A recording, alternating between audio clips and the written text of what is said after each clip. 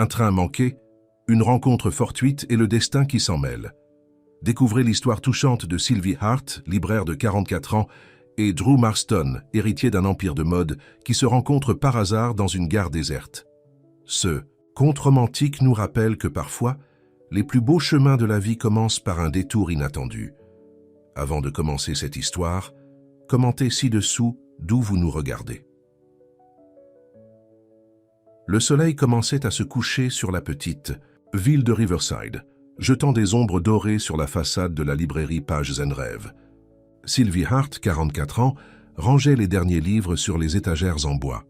Ses cheveux châtains étaient attachés en un chignon désordonné et ses chaussures confortables, mais visiblement usées, témoignaient de sa philosophie simple. La valeur des choses ne se mesure pas à leur prix, mais à leur durée. « À demain, Madame Peterson », dit Sylvie en souriant à sa dernière cliente, une dame âgée qui venait chaque semaine acheter un roman policier. Après avoir fermé la boutique, Sylvie regarda sa montre. Il était temps de se préparer pour son voyage. Une foire du livre rare avait lieu dans la grande ville voisine et elle avait économisé pendant des mois pour y assister. Ce n'était pas souvent qu'elle s'accordait ce genre de plaisir. Dans son petit appartement au-dessus de la librairie, elle prépara soigneusement son sac. À côté de son portefeuille, elle plaça une lettre fraîchement écrite pour sa nièce Emma, qui étudiait à l'université. Ces lettres hebdomadaires étaient leur tradition depuis que la jeune fille avait quitté la maison.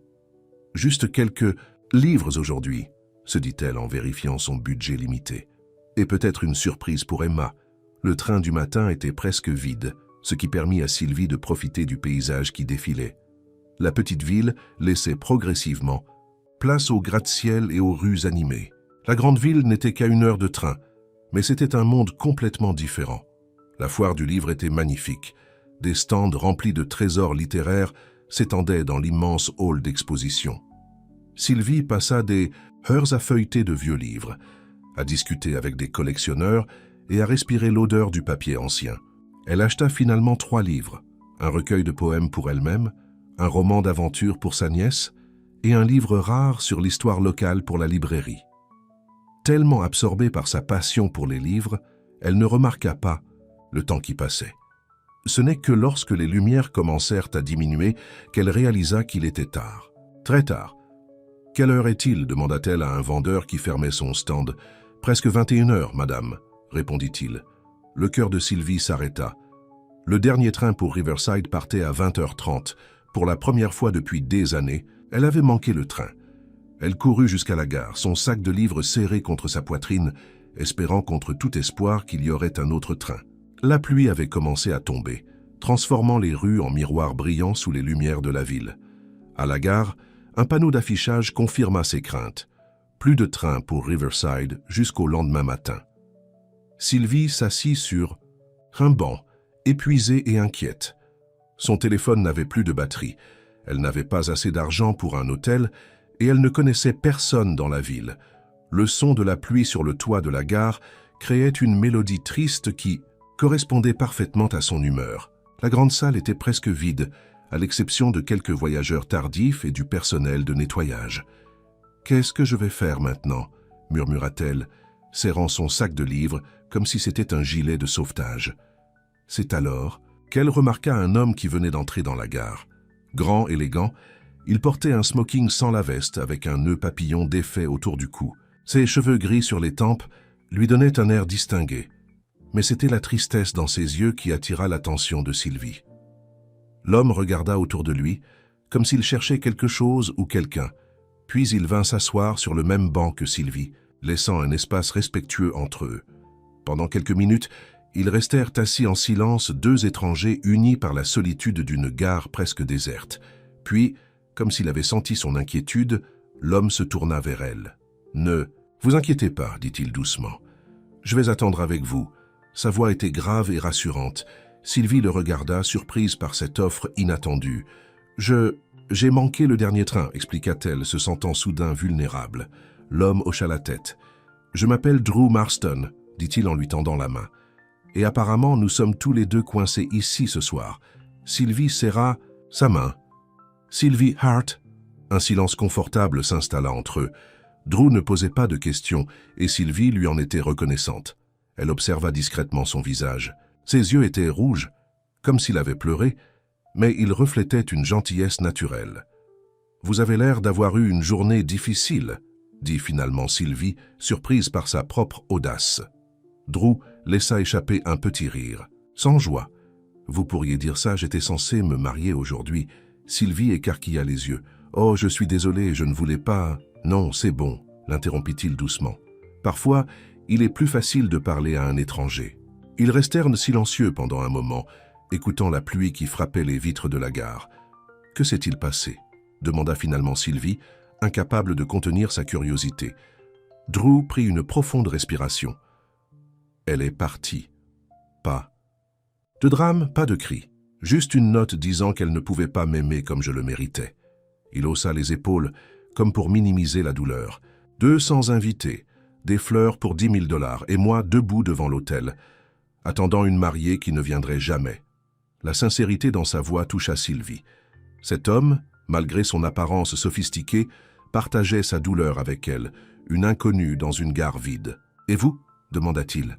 « Qu'est-ce qui vous amène ici si tard ?» Sylvie montra son sac de livres. « Une foire du livre rare. Je me suis laissé emporter et j'ai perdu la notion du temps. » Drew sourit, un vrai sourire cette fois. Une passionnée. De livres. « Qu'avez-vous trouvé ?» Sylvie sortit ses trésors et les lui montra un par un, expliquant pourquoi chacun était spécial. Drew écouta attentivement, posant des questions qui montraient un intérêt sincère. Le temps passa et ils parlèrent de livres, puis de musique, puis de la vie dans une petite ville comparée à la grande ville. Sylvie apprit que Drew dirigeait une entreprise de mode mondiale héritée de son père. Il vivait dans un penthouse au centre-ville, mais rêvait souvent d'une vie plus simple. « Parfois, je me demande si j'ai fait les bons choix, » admit-il. « Toute ma vie tourne autour de l'entreprise, des réunions, des chiffres. Je ne me souviens pas de la dernière fois où j'ai pris le temps de lire un livre juste pour le plaisir. » Sylvie sourit. Il n'est jamais trop tard pour commencer. Quand l'horloge de la gare sonna minuit, ils furent surpris de voir combien de temps avait passé. La pluie s'était intensifiée, transformant le monde extérieur en un rideau flou. « Écoutez, » dit Drew, « j'ai une voiture et un chauffeur qui m'attendent. Je peux vous ramener chez vous ou vous trouver un hôtel pour la nuit. » Sylvie hésita. Elle venait de rencontrer cet homme, et malgré leur conversation agréable, elle restait prudente. « Je vous remercie, mais je pense que je vais attendre ici jusqu'au premier train du matin, » répondit-elle gentiment. Drew respecta sa décision, sans insister. « Dans ce cas, permettez-moi d'attendre avec vous. Je n'ai pas envie de rentrer chez moi ce soir. » Il se leva et revint quelques minutes plus tard avec 2 tasses de chocolat chaud d'une machine distributrice. Ce n'est pas aussi bon que dans un café, mais ça nous réchauffera. Ils sirotèrent leur boisson en silence, trouvant un étrange réconfort dans la présence l'un de l'autre. 2 personnes perdues à leur façon, trouvant un moment de paix, dans une gare déserte. Au fur et à mesure que la nuit avançait, leur conversation devint plus profonde. Drew parla de sa fiancée, Victoria, qui avait toujours semblé plus intéressée par son statut que par lui-même. Sylvie évoqua son ancien mari, qu'il avait quitté pour une femme plus jeune après 10 ans de mariage. « Parfois, je me demande si l'amour durable existe vraiment, » dit Drew en regardant par la fenêtre. « Je pense que oui, » répondit Sylvie, « mais peut-être pas toujours là où nous le cherchons. » Le ciel commençait à s'éclaircir lorsque l'annonce du premier train retentit dans la gare. Sylvie se leva, étonnée de ressentir une pointe de regret. « C'est mon train, » dit-elle, rassemblant ses affaires. Drew se leva aussi. « Laissez-moi vous accompagner jusqu'au quai. » Ils marchèrent côte à côte, un homme élégant en smoking froissé et une femme simple avec un sac de livres, une paire improbable qui avait partagé une nuit de conversation sincère. Sur le quai, Sylvie se tourna vers lui. « Merci d'avoir attendu avec moi. Merci de m'avoir écouté, » répondit-il. Puis, après une légère hésitation, il ajouta « Où travaillez-vous, Sylvie ?»« J'ai une petite librairie à Riverside. Page un rêve, sur la rue principale. » Drew sourit. « C'est bon à savoir. » Le train arriva et Sylvie monta à bord après un dernier au revoir. À travers la vitre, elle regarda Drew qui restait sur le quai, une silhouette solitaire dans la lumière matinale. Alors que le train s'éloignait de la gare, Sylvie ne pouvait s'empêcher de penser à cet homme étrange qu'elle avait rencontré. Une rencontre fortuite, une conversation dans la nuit. Et maintenant chacun retournait à sa vie. Elle n'avait aucune raison de croire qu'elle le reverrait un jour, Mais le destin avait d'autres plans. Une semaine plus tard, alors que Sylvie organisait des livres dans sa petite librairie, la clochette de la porte tinta. Elle leva les yeux pour accueillir le client et sentit son cœur s'arrêter. Drew Marston se tenait dans l'entrée, vêtu cette fois d'un costume décontracté. Il tenait un bouquet de fleurs simples dans une main et un livre dans l'autre. « J'espérais que vous pourriez me recommander quelque chose à lire, » dit-il avec un sourire timide. « Il paraît que je dois rattraper beaucoup de lectures. » Sylvie ne put s'empêcher de sourire en retour. « Je crois que je peux vous aider avec ça. » Et c'est ainsi que commença une nouvelle histoire, née d'une nuit pluvieuse et d'un train manqué. Les jours suivants, Drew revint à la librairie. D'abord une fois, puis deux, puis presque chaque après-midi. Chaque visite suivait le même rituel.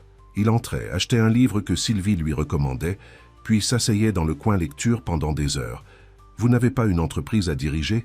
lui demanda Sylvie un jour, alors qu'il était encore là à l'heure de la fermeture. Drew sourit. « J'ai d'excellents directeurs qui peuvent s'occuper des choses pendant quelques semaines. »« Quelques semaines ?» répéta Sylvie, surprise. « Vous restez si longtemps ?»« J'ai loué une maison près du lac, » expliqua-t-il. « J'avais besoin de m'éloigner. De la ville, des questions, des regards de pitié. Ici, personne ne sait qui je suis. » Sylvie hocha la tête, comprenant ce besoin d'anonymat. Dans sa petite ville, Drew n'était qu'un étranger élégant qui aimait les livres, pas l'héritier d'un empire de mode qui avait fait la une des journaux après avoir été abandonné à l'hôtel. Un mardi après-midi, alors que la pluie battait, contre les vitres de la librairie, Drew arriva avec 2 cafés et des sandwichs. « Je me suis dit que vous n'aviez peut-être pas eu le temps de déjeuner, » dit-il en plaçant le repas sur le comptoir. « Merci, » répondit Sylvie, touchée par cette attention. « Mais vous n'êtes pas obligé de faire ça. Je sais, » dit-il simplement. « J'en ai envie. » Ils mangèrent ensemble, discutant du livre que Drew venait de terminer. Sylvie était impressionnée par sa capacité à analyser les personnages, à comprendre leurs motivations profondes. « Vous êtes un lecteur attentif, » remarqua-t-elle. « J'ai toujours aimé lire, » admit-il. « Mais ces dernières années, je n'avais plus le temps.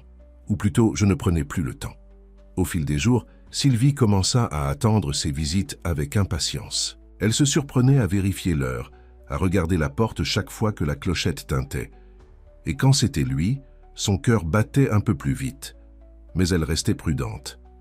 À 44 ans, Sylvie connaissait trop bien la douleur des ruptures pour se précipiter dans une nouvelle relation, surtout avec un homme qui venait tout juste d'être abandonné avant son mariage. Un jour, Drew arriva juste à temps pour l'heure du conte. Chaque mercredi, Sylvie lisait des histoires aux enfants du quartier. Ce jour-là, elle avait choisi un conte sur un dragon qui n'arrivait pas à cracher du feu. Drew s'assit discrètement au fond de la pièce, observant Sylvie qui lisait avec passion, changeant de voix pour chaque personnage, captivant son jeune auditoire. Les enfants riaient, posèrent des questions, et Sylvie répondait avec une patience infinie. Après le départ des enfants, Drew s'approcha d'elle. « Vous êtes incroyable avec eux, » dit-il avec admiration. Sylvie rougit légèrement. « J'ai toujours aimé les enfants. J'aurais voulu en avoir, mais... » Elle s'interrompit, ne voulant pas s'aventurer sur ce terrain douloureux. Drew respecta son silence. « Voulez-vous dîner avec moi ce soir ?» demanda-t-il simplement. Sylvie hésita. Jusqu'à présent, leurs interactions s'étaient limitées à la librairie, un territoire neutre et sûr. Accepter un dîner signifiait franchir une ligne, reconnaître que quelque chose se développait entre eux. « Drew, je ne suis pas sûr que ce soit une bonne idée, » dit-elle doucement. « Vous venez de vivre une rupture difficile et je ne veux pas être... » « Un pansement ?» finit-il pour elle. « Une distraction ?»« Ce n'est pas ce que vous êtes pour moi, Sylvie. » Elle le regarda dans les yeux, cherchant à y lire la vérité. « Alors, que suis-je ?»« Une surprise, » répondit-il. « Une personne qui m'a rappelé ce que c'est que d'être vu pour qui je suis, pas pour ce que je possède. » Ces mots touchèrent Sylvie, mais sa prudence naturelle persistait. « Un simple dîner, » accepta-t-elle finalement. « Mais je ne veux pas. Aller dans un endroit chic, je ne serai pas à l'aise. » Drew sourit. « Je connais l'endroit parfait. » Le soir venu, Drew l'emmena dans un petit restaurant au bord du lac. Loin d'être le restaurant gastronomique auquel Sylvie s'attendait, c'était un établissement familial simple, avec des tables en bois et une vue magnifique sur l'eau. « Comment avez-vous trouvé cet endroit ?» demanda Sylvie, agréablement surprise. « J'ai demandé au boulanger où les locaux mangeaient, expliqua Drew. Je voulais quelque chose d'authentique, pas un endroit qui impressionne. Le repas fut délicieux et la conversation fluide. Drew parla de son enfance privilégiée mais solitaire, de son père distant qui ne voyait en lui qu'un héritier, pas un fils.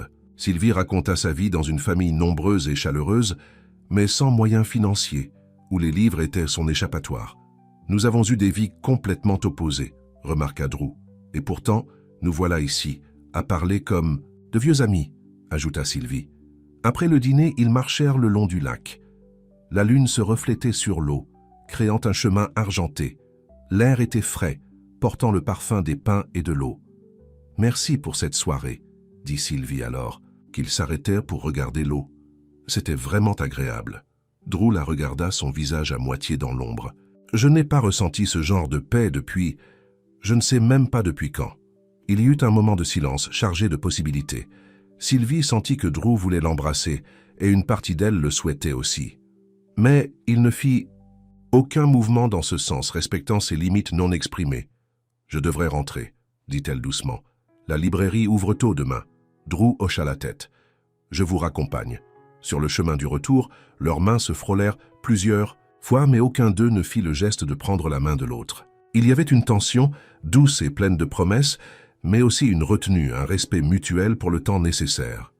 Devant la porte de son appartement, Sylvie se tourna vers lui. « Bonne nuit, Drew. »« Bonne nuit, Sylvie, » répondit-il. Puis, avec une légère hésitation, « Je peux vous revoir demain ?» Elle sourit.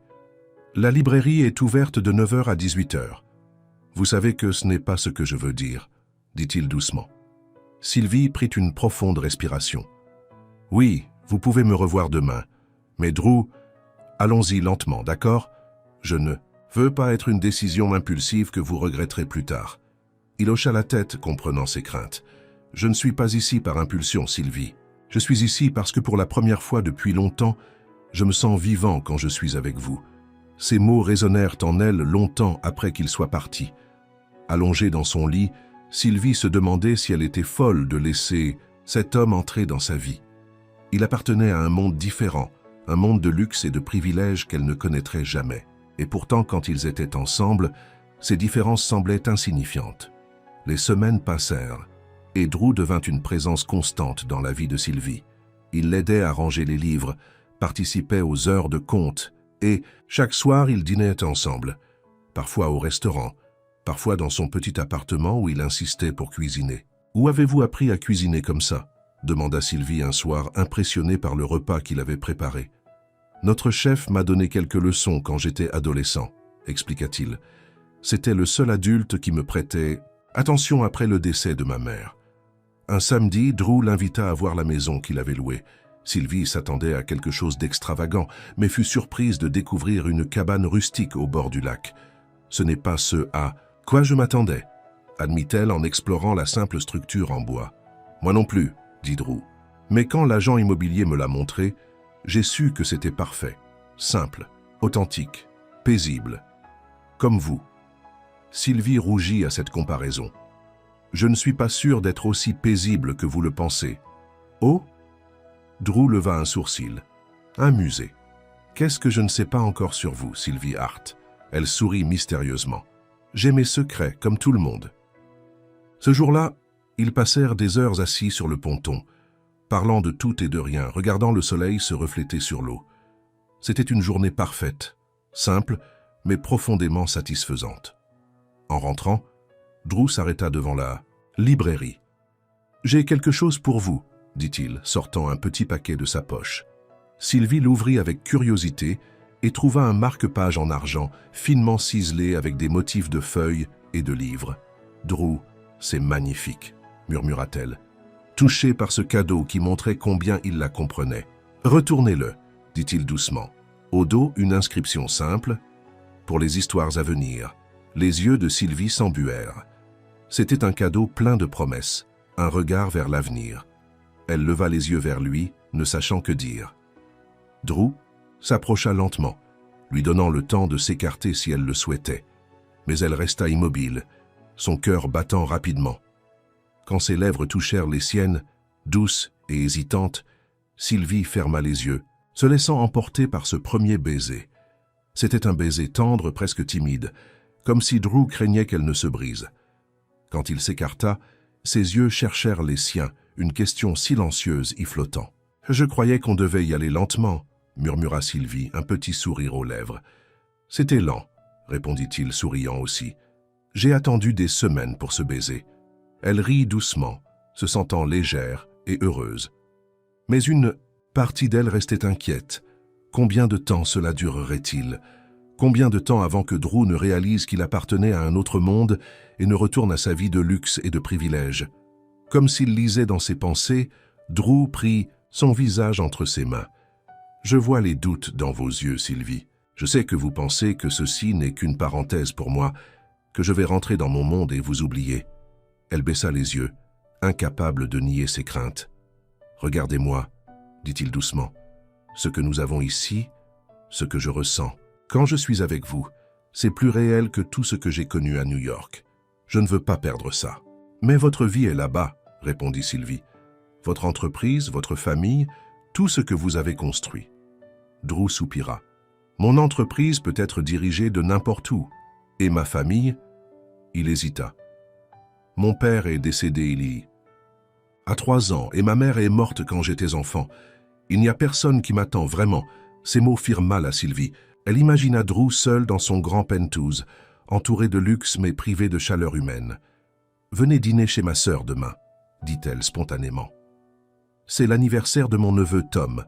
Toute la famille sera là. » Drew sembla surpris, puis profondément touché. « Vous voulez me présenter à votre famille? Si vous voulez vraiment faire partie de ma vie, » dit Sylvie avec un petit sourire, « vous devrez accepter le package complet, y compris ma sœur bruyante, son mari qui raconte de mauvaises blagues et 3 enfants surexcités. » Il rit. « J'ai hâte de les rencontrer. » Le lendemain, Drew arriva chez la sœur de Sylvie avec un cadeau pour Tom et un bouquet pour sa mère. Les présentations furent chaleureuses, bien que Sylvie put voir les regards curieux échangés entre sa sœur Marie et son mari Richard. « Alors, Drew, que faites-vous dans la vie ?» demanda innocemment Marie pendant le dîner. Drew jeta un coup d'œil à Sylvie avant de répondre simplement « Je travaille dans l'industrie de la mode, une entreprise familiale. »« Oh, comme c'est intéressant !» s'exclama Marie. « Quel genre de mode ?»« Marston Designs » répondit-il, attendant la réaction, qui ne manquerait pas de venir. Les yeux de Marie s'écarquillèrent. « Marston Designs ? Elle est maison de couture internationale, celle dont les robes coûtent plus cher que ma voiture ?» Drew rit, légèrement mal à l'aise. « C'est une façon de voir les choses. »« Mais attendez, » intervint Richard en fronçant les sourcils. « Vous êtes C.E. Drew Marston, celui qui était dans les journaux récemment, oui, » confirma Drew calmement. Un silence gêné s'installa autour de la table, tous se rappelant les gros titres sur le milliardaire de la mode abandonné à l'hôtel. « Eh bien, » dit finalement Marie avec un sourire chaleureux, « leur perte est notre gain. Qui veut plus de gâteaux ?» La soirée se poursuivit dans la bonne humeur, la famille de Sylvie acceptant Drew sans plus de questions. Il se montra naturel et détendu, jouant avec les enfants, aidant à débarrasser la table, riant aux blagues de Richard, même les plus mauvaises. Sur le chemin du retour, Drew prit la main de Sylvie. « Votre famille est merveilleuse, » dit-il. « Ils se soucient vraiment, les uns des autres. Ils sont un peu envahissants parfois, admit Sylvie, mais oui, ils sont merveilleux. » « Je n'ai jamais connu ça, » dit Drew doucement. « Des dîners de famille où l'on parle vraiment, où l'on rit ensemble. Chez nous, les repas étaient des occasions d'affaires, même à Noël. » Sylvie serra sa main. « Vous êtes le bienvenu dans notre famille quand vous voulez. » Il s'arrêta de marcher et la regarda intensément. « Et si je voulais y rester, si je voulais faire partie de votre vie, pas seulement pour quelques semaines, mais pour toujours ?» Le cœur de Sylvie manqua un battement. « Drew, nous nous connaissons, à peine depuis 1 mois. »« Je sais, » dit-il. « Et pourtant, j'ai l'impression de vous connaître depuis toujours. Je ne vous demande pas de me donner une réponse maintenant. Je veux juste que vous sachiez que ce n'est pas temporaire pour moi. Ce que je ressens pour vous est réel, et ça grandit chaque jour. » Sylvie ne savait pas quoi répondre. Une partie d'elle voulait se jeter dans ses bras, lui dire qu'elle ressentait la même chose. Mais une autre partie, celle qui avait été blessée par le passé, lui conseillait la prudence.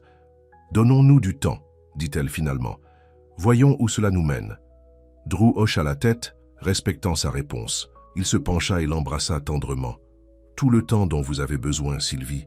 Je ne vais nulle part. » Cette nuit-là, alors qu'elle s'endormait, Sylvie se demanda si elle avait le courage de croire en cette promesse, d'ouvrir son cœur à cet homme qui était entré dans sa vie comme un coup de vent, bouleversant toutes ses certitudes. Elle ne savait pas encore si elle était prête à prendre ce risque, mais pour la première fois depuis longtemps, elle se sentait prête à essayer. 2 semaines après le dîner de famille, Sylvie reçut un appel de sa nièce Emma. « Tante Sylvie, tu ne devineras jamais ce que j'ai vu !» s'exclama la jeune fille, sa voix vibrant d'excitation à travers le téléphone. « Quoi donc, ma chérie ?» demanda Sylvie, coinçant le téléphone entre son oreille et son épaule, tout en continuant à étiqueter des livres. « J'ai vu une photo de toi dans un magazine, avec Drew Marston, le propriétaire de Marston Designs. »« Pourquoi tu ne m'as rien dit ?» Sylvie se figea. « Une photo de moi dans un magazine, c'est impossible. C'est vrai, je te jure. Un de mes camarades de classe avait ce magazine de mode, et il y avait un article sur Drew Marston qui retrouve l'amour, après avoir été abandonné à l'hôtel, avec une photo de vous deux marchant au bord du lac. » Le cœur de Sylvie se serra. Quelqu'un les avait photographiés à leur insu. L'idée que des inconnus s'intéressent à sa vie privée la mettait profondément mal à l'aise. « Emma, je te rappellerai plus tard, » dit-elle, avant de raccrocher rapidement. À peine avait-elle posé le téléphone que la porte de la librairie s'ouvrit et Drew entra, l'air visiblement préoccupé. Il tenait un magazine à la main. « Sylvie, je suis désolé, » dit-il immédiatement. « Je viens de voir ça, je ne savais pas qu'il nous suivait. » Il posa le magazine sur le comptoir. La couverture annonçait en gros titre « L'héritier blessé trouve l'amour dans une petite ville ».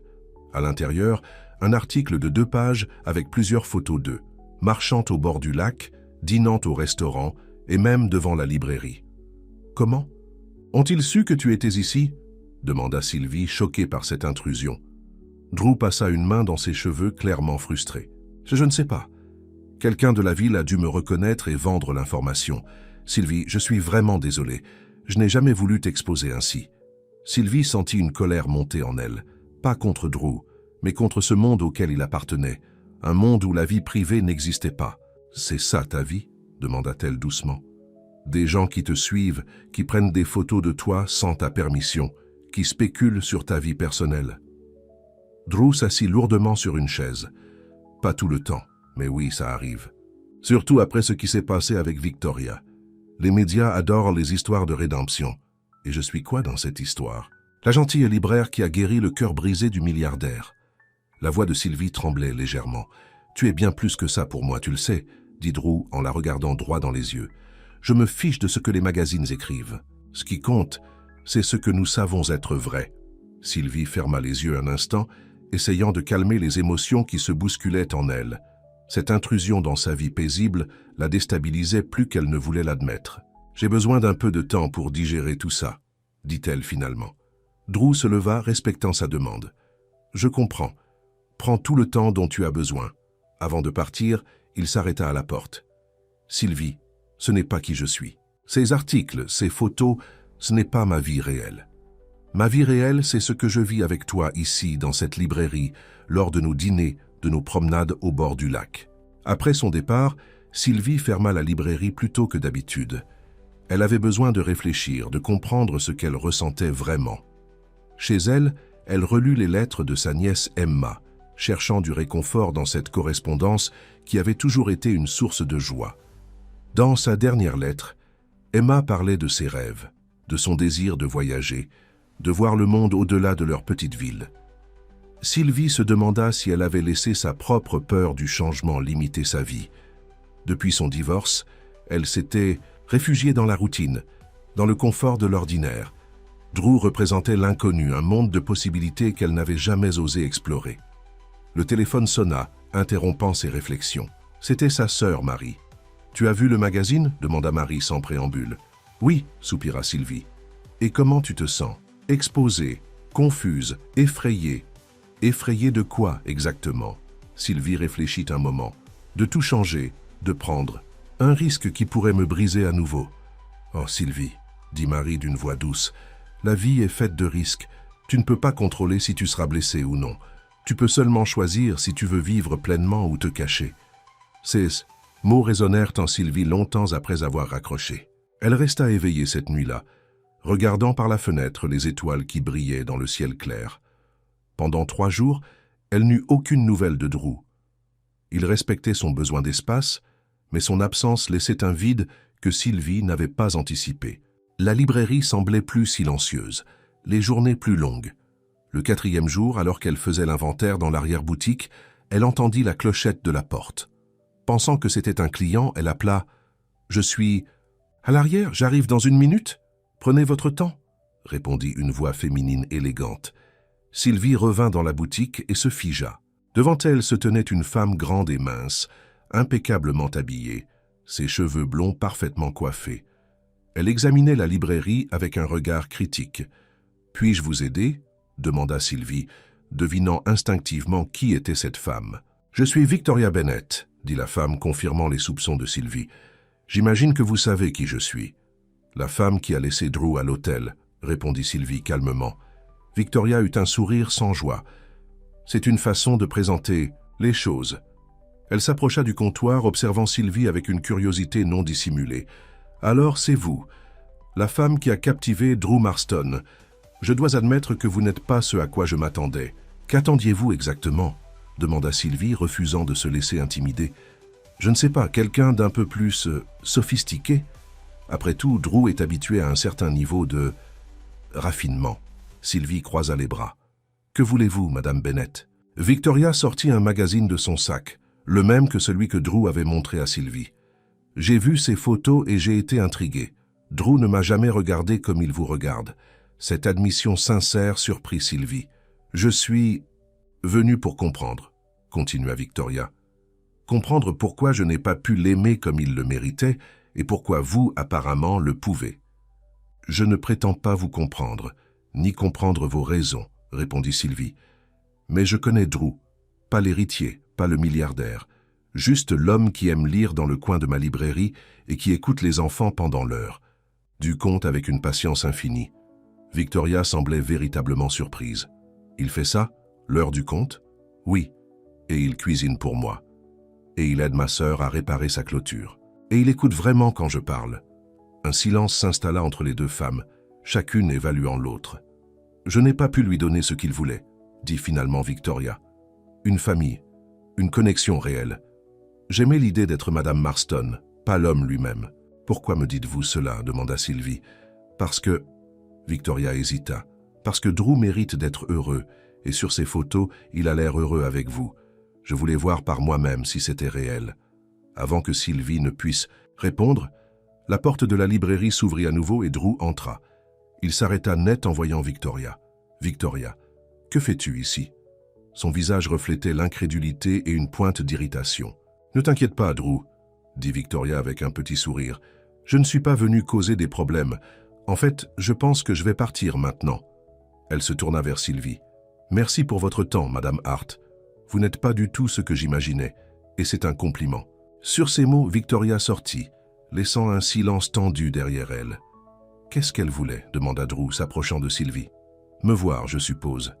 Comprendre ce que tu trouves chez la simple libraire de province. » Drew secoua la tête. « Il n'y a rien de simple chez toi, Sylvie Hart.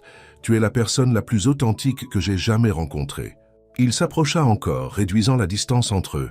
« Ces 3 jours sans te voir ont été les plus longs de ma vie. Je respecte ton besoin d'espace, mais je voulais que tu saches que je suis toujours là, que je t'attends. » Sylvie sentit son cœur s'accélérer. La visite inattendue de Victoria avait étrangement clarifié ses sentiments. Elle avait eu peur de n'être qu'une distraction, une consolation pour un cœur brisé. Mais en voyant la façon dont Drew regardait son ex-fiancé, avec un détachement poli mais sans aucune trace de regret, elle comprit que ses craintes étaient infondées. « Je pense que j'ai assez réfléchi, » dit-elle doucement.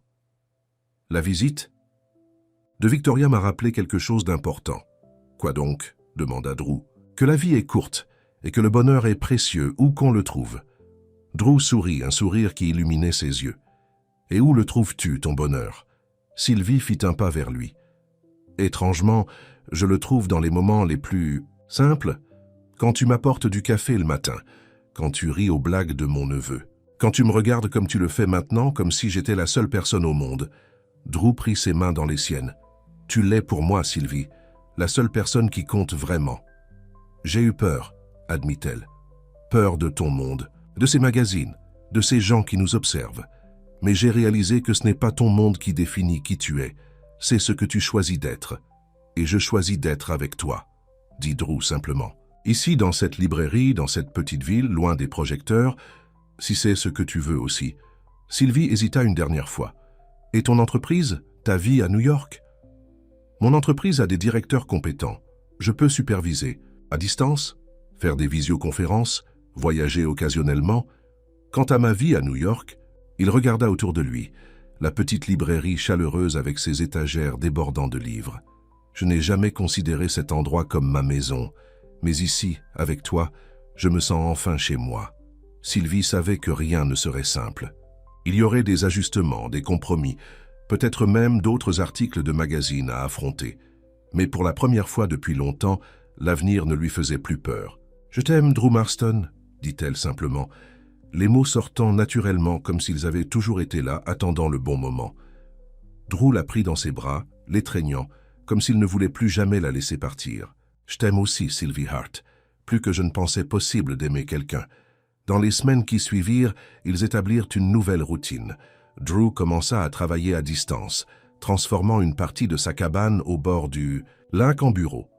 Il voyageait à New York une fois par mois pour des réunions importantes, mais revenait toujours à Riverside vers Sylvie. La librairie devint leur refuge commun. Drew proposait des idées pour attirer plus de clients.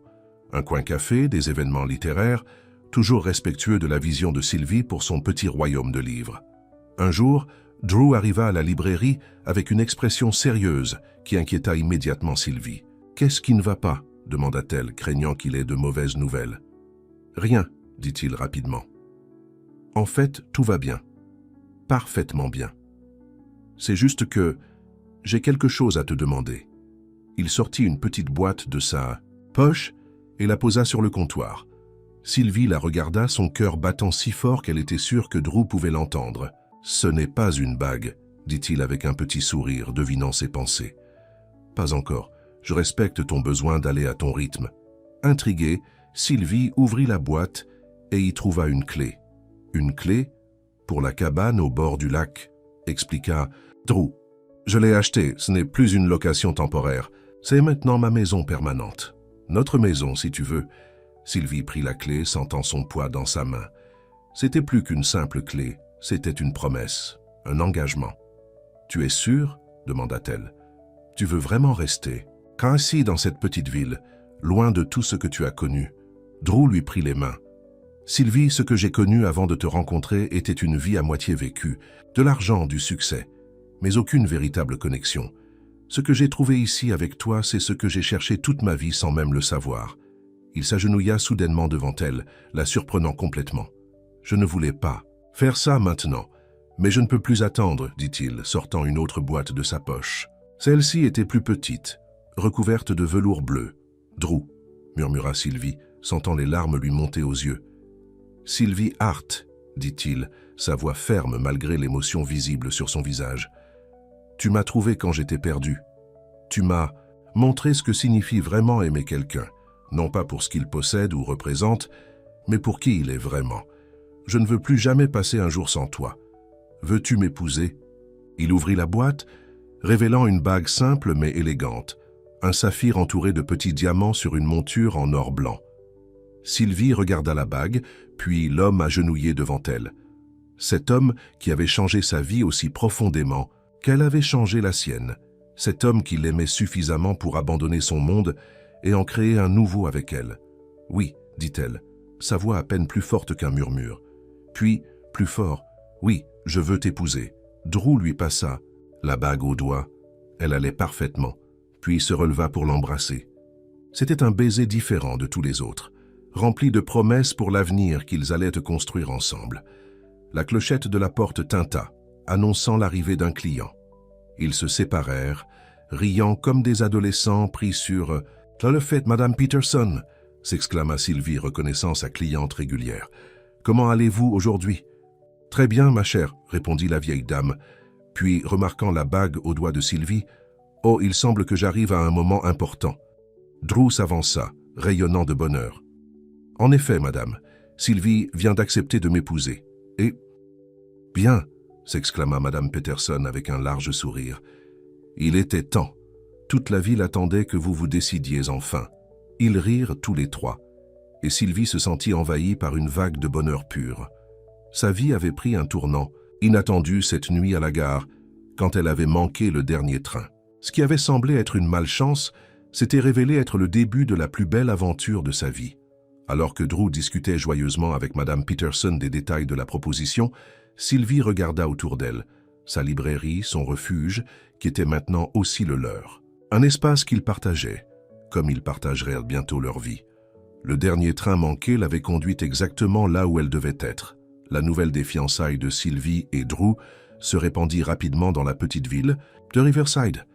Les clients de la librairie offraient leurs félicitations et même le maire s'arrêta pour présenter ses vœux au couple. « Vous savez ce que cela signifie ?»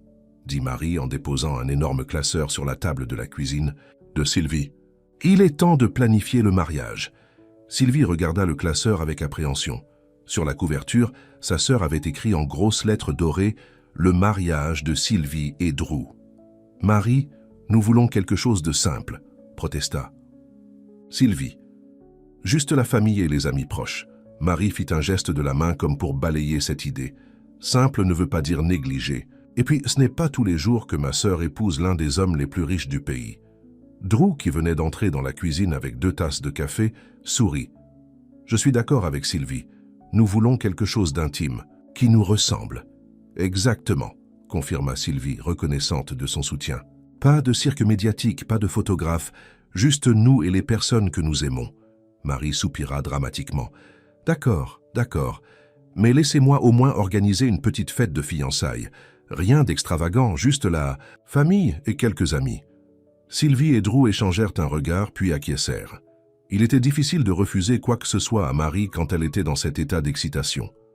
Les semaines suivantes furent remplies de préparatifs. Ils décidèrent de célébrer leur mariage à la fin de l'été, dans le jardin de la cabane au bord du lac.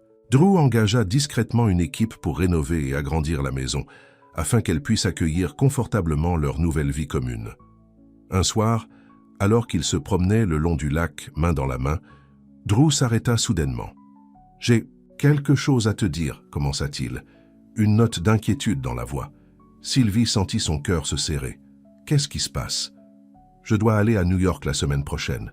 Le conseil d'administration insiste pour une réunion en personne. »« Bien sûr, » dit Sylvie, soulagée que ce ne soit que ça. « Tu vas souvent à New York pour le travail, ce n'est pas nouveau. »« Cette fois, c'est différent, » expliqua Drew. « Ils veulent discuter de ma décision de gérer l'entreprise à distance. Certains actionnaires sont inquiets.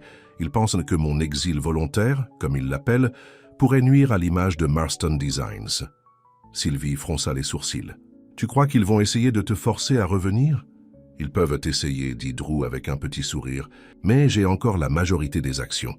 Ils ne peuvent pas me forcer à faire quoi que ce soit. » Malgré son assurance, Sylvie voyait l'inquiétude dans ses yeux. « Veux-tu que je vienne avec toi ?» Drew réfléchit un moment, puis secoua la tête. « Non, ce serait mieux si j'y allais seul. Je ne veux pas qu'ils pensent que tu es la raison pour laquelle je m'éloigne de New York.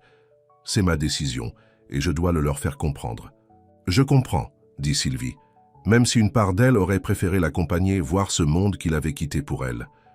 Le jour du départ de Drew arriva trop vite. Il promit d'appeler tous les soirs et assura Sylvie qu'il serait de retour en quelques jours. « Ce n'est qu'une formalité, » dit-il en l'embrassant une dernière fois avant de monter dans le taxi qui le conduirait à la gare. « Je serai de retour avant que tu n'aies le temps de me manquer. » Mais dès que la voiture disparut au coin de la rue, Sylvie sentit un vide s'installer en elle. Ces derniers mois, Drew était devenu une partie si intégrante de sa vie que son absence laissait un espace presque tangible. À la librairie, elle essaya de se distraire avec le travail.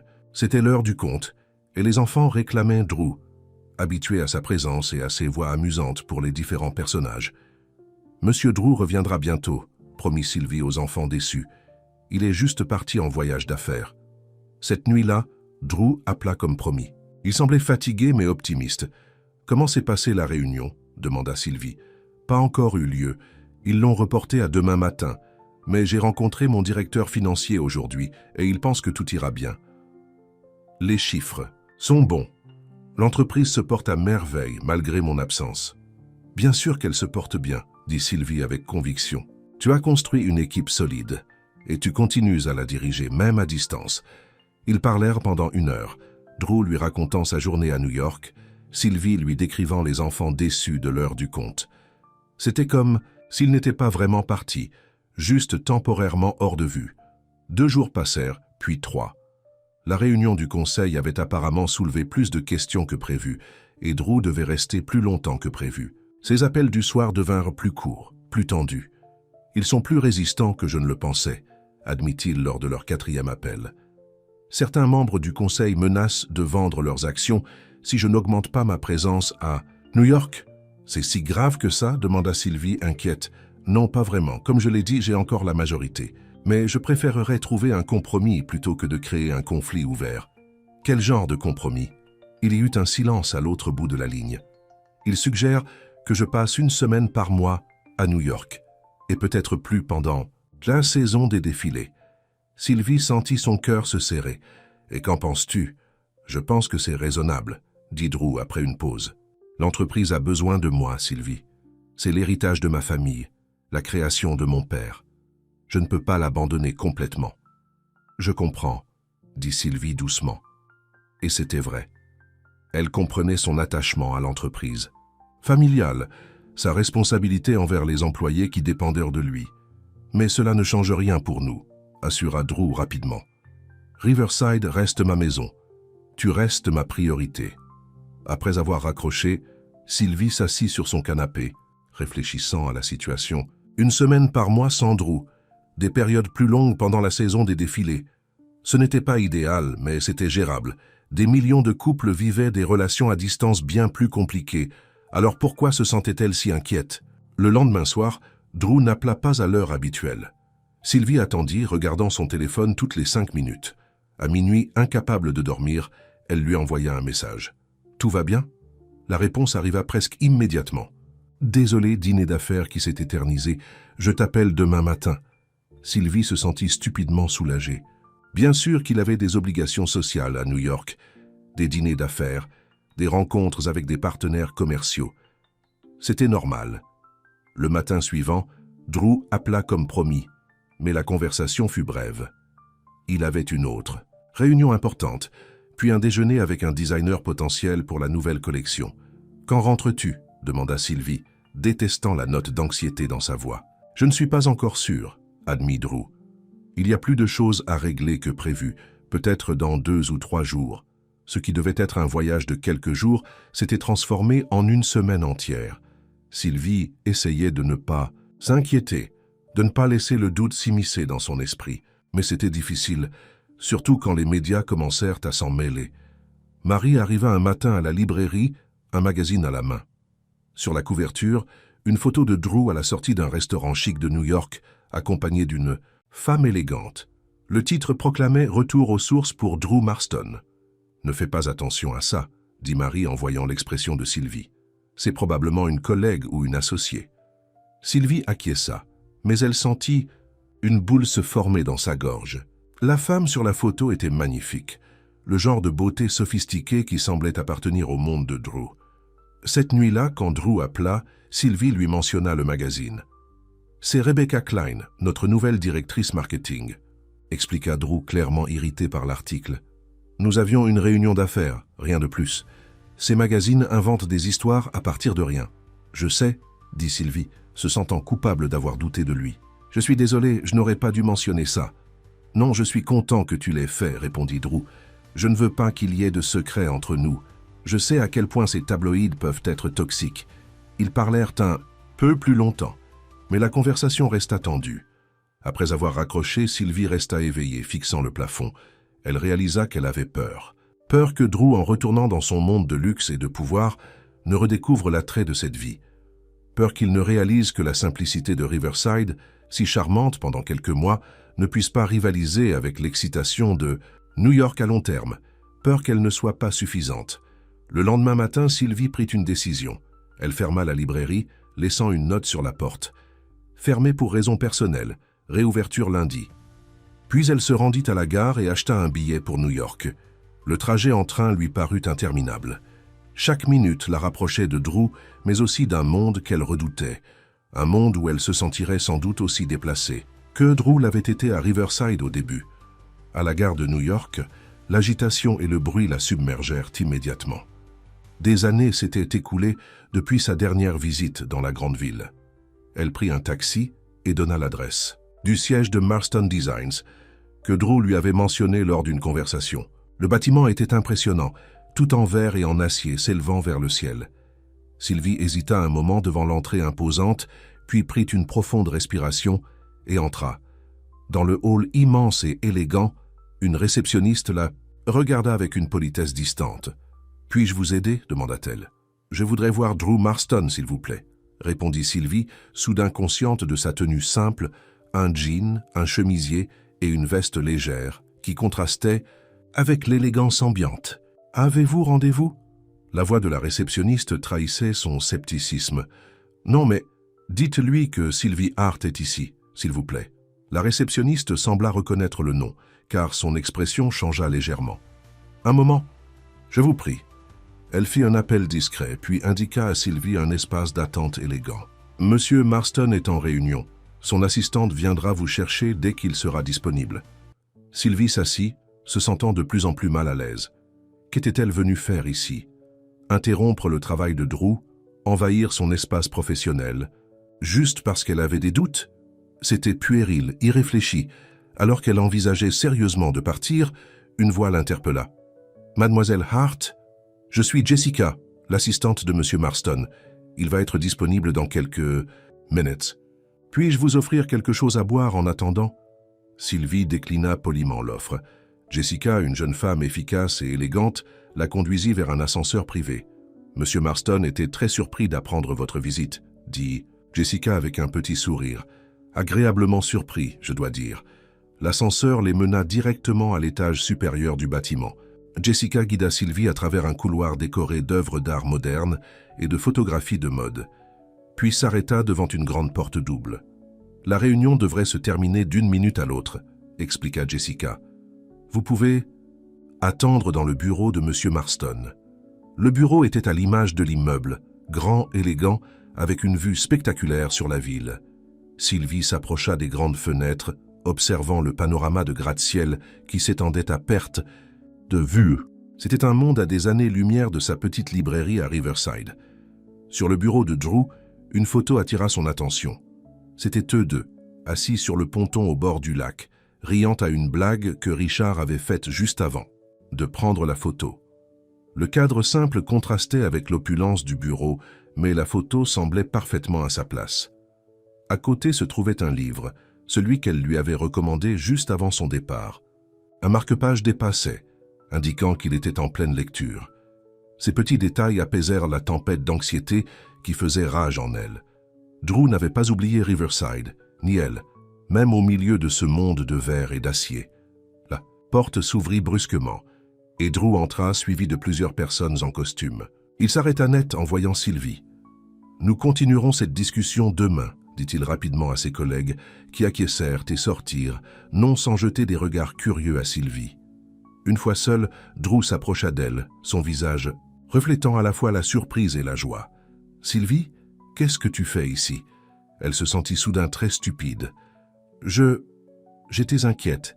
Tu étais partie si longtemps. Et puis ce magazine... » Drew la prit dans ses bras, l'interrompant. « Tu m'as manqué tellement. » Dans son étreinte, les doutes de Sylvie se dissipèrent comme la brume au soleil. Elle sentit les larmes lui monter aux yeux, soulagée et émue par la simplicité et la sincérité de son accueil.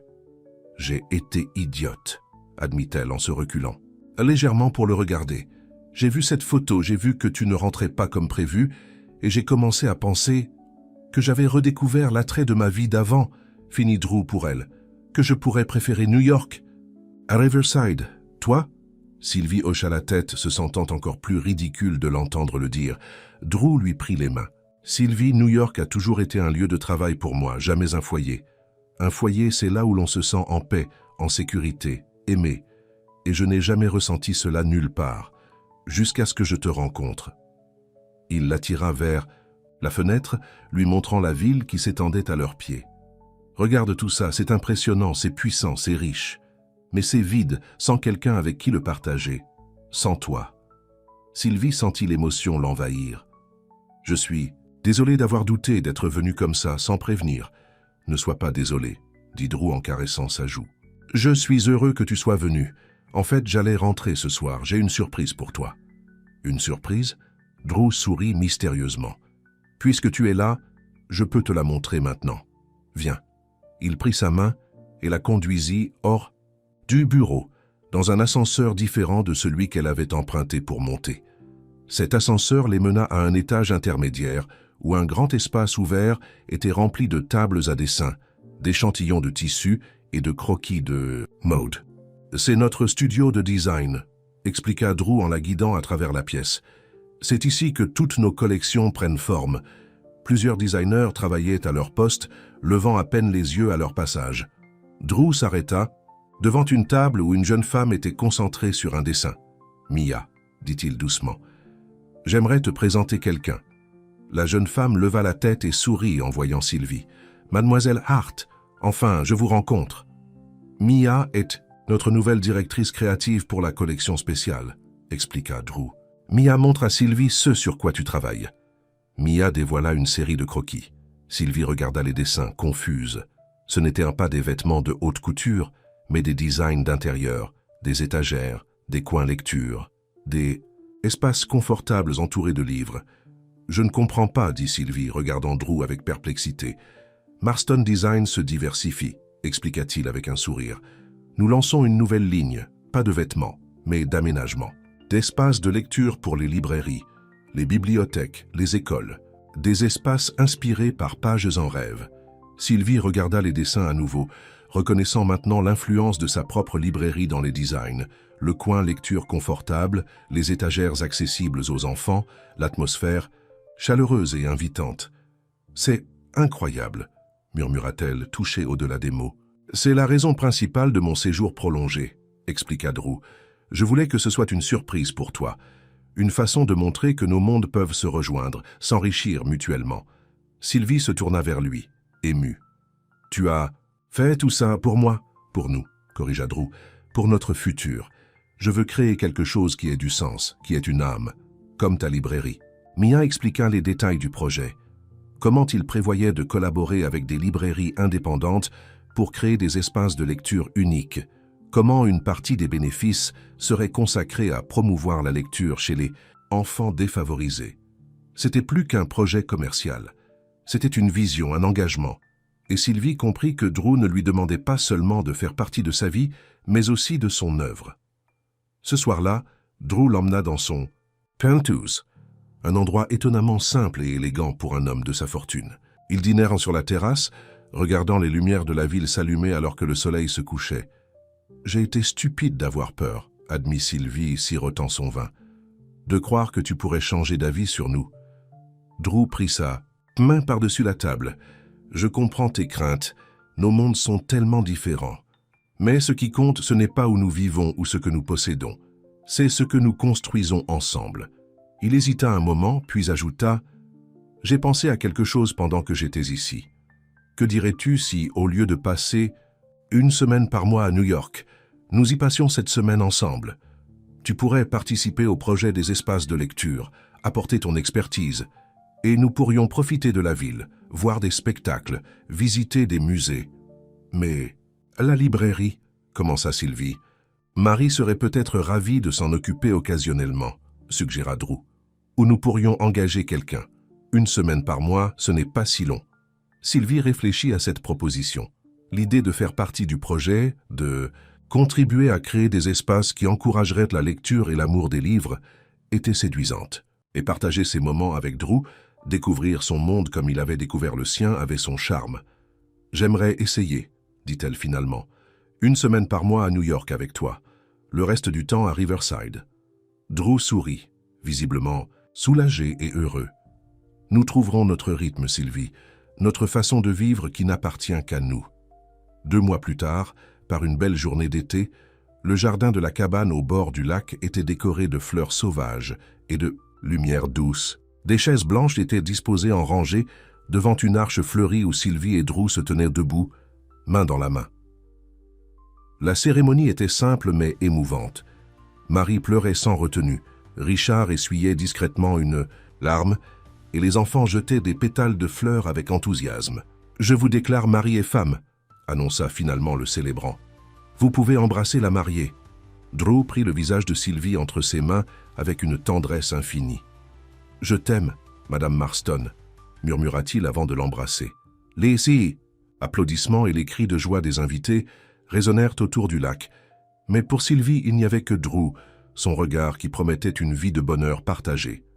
La réception qui suivit fut chaleureuse et joyeuse. Les invités, un mélange de la famille simple de Sylvie et de quelques collègues choisis de Drew, semblaient parfaitement à l'aise ensemble, unis par la célébration de cet amour improbable, mais sincère.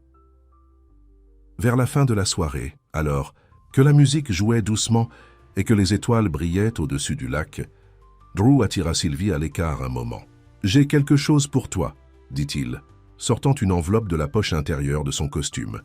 Sylvie l'ouvrit et y trouva un billet de train, le même trajet qu'elle avait manqué cette nuit fatidique, il y a presque un an, pour notre lune. « De miel », expliqua Drew. « Le train nous emmènera à New York, puis nous prendrons l'avion pour l'Italie. J'ai pensé que c'était approprié de commencer notre voyage là où tout a commencé. » Sylvie sourit, les larmes aux yeux touchées par ce geste romantique. « Le dernier train qui m'a mené à toi. Et celui-ci nous mène vers notre avenir, » ajouta Drew, la prenant dans ses bras. Ils regardèrent ensemble le lac paisible, reflétant la lune et les étoiles. Deux personnes que tout séparait réunies par un train manqué et la magie d'une nuit de conversation sincère. « Prête pour la suite de notre histoire ?» demanda Drew. Sylvie se blottit contre lui, son cœur débordant. De bonheur et d'espoir, plus que jamais. Et tandis que la musique continuait à jouer doucement et que leurs invités dansaient sous les étoiles, Sylvie savait que le vrai voyage ne faisait que commencer. Un voyage qu'ils feraient ensemble, créant leur propre chemin, leur propre destination. Car, parfois, manquer un train peut vous mener exactement là où vous deviez être. FIN.